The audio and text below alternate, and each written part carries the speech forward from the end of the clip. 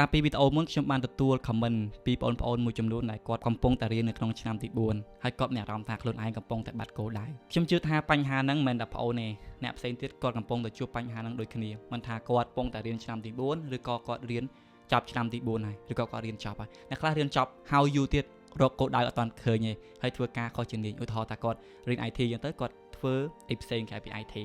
អ្វីដែលខ្ញុំអាចប្រាប់តែបងប្អូនវិញបានកុំមានអារម្មណ៍ថាយឺតពេល It's never too late to wake up បងប្អូននៅតែអាចចាប់ផ្ដើមឡើងវិញបានអញ្ចឹងដរាបណាបងប្អូនចាប់ផ្ដើមដឹងថាខ្លួនឯងកំពុងតែដើរខុស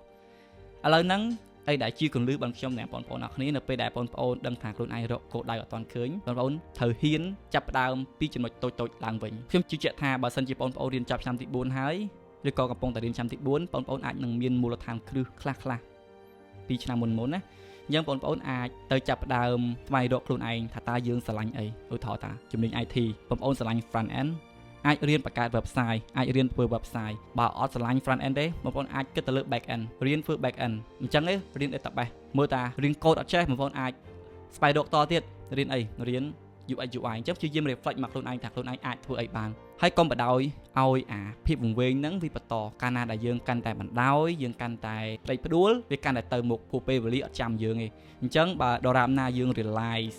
យើងដឹងថាខ្លួនឯងកំពុងតែដើរខុសផ្លូវហើយយើងចាប់ដើមទាញខ្លួនឯងមកវិញហើយតម្រង់អាហ្នឹងគឺយើងអត់ខាតពេលទេបញ្ហាហ្នឹងខ្ញុំនិយាយតែបងប្អូនឆ្នាំទី4បើបងប្អូនឆ្នាំទី1ទី2ទី3បើបងប្អូនបានលើវីដេអូហ្នឹងបងប្អូនគួរតែតម្រង់ទិសហើយកុំឲ្យដល់រៀនចប់រកអីធ្វើអត់បានឬក៏គិតថាខ្លួនឯងអត់ការងារធ្វើបញ្ហាដែលរៀនចប់អត់ការងារធ្វើរៀនចប់ធ្វើការកោះជំនាញគឺមកពីយើងវង្វេងយើងអត់បានព្យាយាមស្វែងយល់ខ្លួនឯងឲ្យបានច្បាស់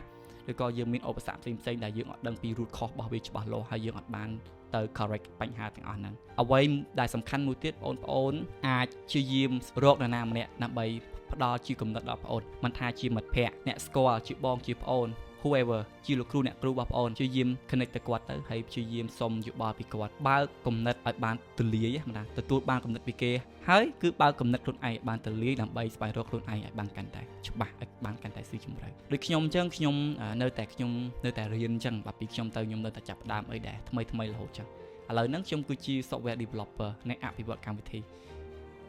គោលដៅខ្ញុំមិនតែប៉ុណ្ណឹងទេខ្ញុំចង់ធ្វើអីផ្សេងទៀតជាច្រើនខ្ញុំចង់ធ្វើ content ចង់ធ្វើមាតិកាចែកម្លែកខ្ញុំត្រូវរៀនពីអាហ្នឹងតិច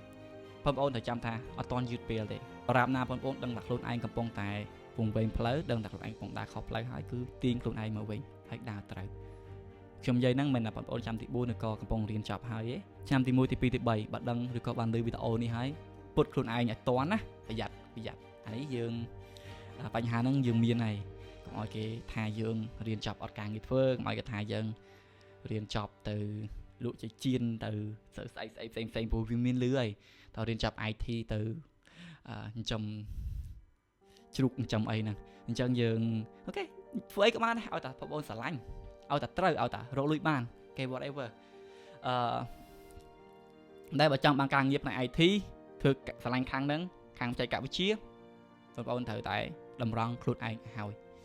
បើសិនជាបងប្អូនឮវីដេអូឬក៏ឃើញវីដេអូនេះឲ្យបានស្ដាប់ហើយអាចចែកម្លែកទៅកាន់បងប្អូនរបស់យើងឬក៏អ្នកដទៃទៀតដែលគាត់ជួបបញ្ហាស្រៀងគ្នាហ្នឹងឲ្យគាត់អាចតម្រង់ទិសខ្លួនឯងមកវិញបានបាទអរគុណច្រើន